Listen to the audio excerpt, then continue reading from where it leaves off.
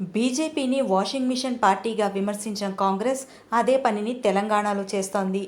బడేబాయ్ చోటేబాయ్కి తేడా ఏం లేదు. ఢిల్లీలో బడేబాయ్ నరేంద్ర మోదీ రాజ్యాంగబద్ధ సంస్థలను ఉపయోగించుకున్నట్లుగానే ఇక్కడ చోటేబాయ్ రేవంత్ రెడ్డి ప్రభుత్వ విభాగాలను ఉపయోగించుకుని మా ఎమ్మెల్యేలను బెదిరింపులకు గురిచేస్తున్నారని BRS working president KTR fire అయ్యారు.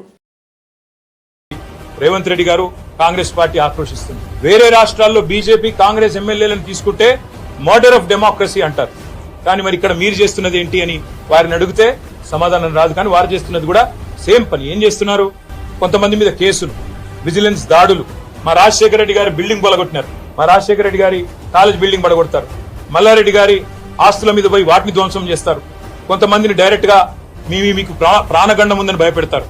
కొంతమందికి బిజినెస్లు ఉంటే ఆ బిజినెస్ లో విజిలెన్స్ వాళ్ళని పంపించి ఇంకా ఇతరత్ర సంస్థలను పంపించి ఇబ్బంది పెట్టే ప్రయత్నాలు. ఎవరన్నా నిర్మాణ రంగంలో ఉంటే వారిని జీఎంసీ ద్వారా హెచ్ఎండిఏ ద్వారా భయభ్రాంతులకు గురి చేయడం. ఇవాళ బడేబాయికి చోటాబాయికి పెద్ద తేడా ఏం లేదు. బడేబాయ్ అక్కడ చేస్తున్న పని ఇక్కడ ఈయన చేస్తున్నాడు చోటాబాయ్. ఏం తేడా లేదు. ఆయన తనకుండే అన్ని సంస్థలను వాడుతున్నాడు, బెదిరిస్తున్నాడు రాజకీయ పార్టీలను, వైరపక్షాలను. ఈయన కూడా అదే పని చేస్తా ఉన్నాడు. మాకు పార్టీ మారిన ఎమ్మెల్యేల మీద సానుభూతి ఉంది.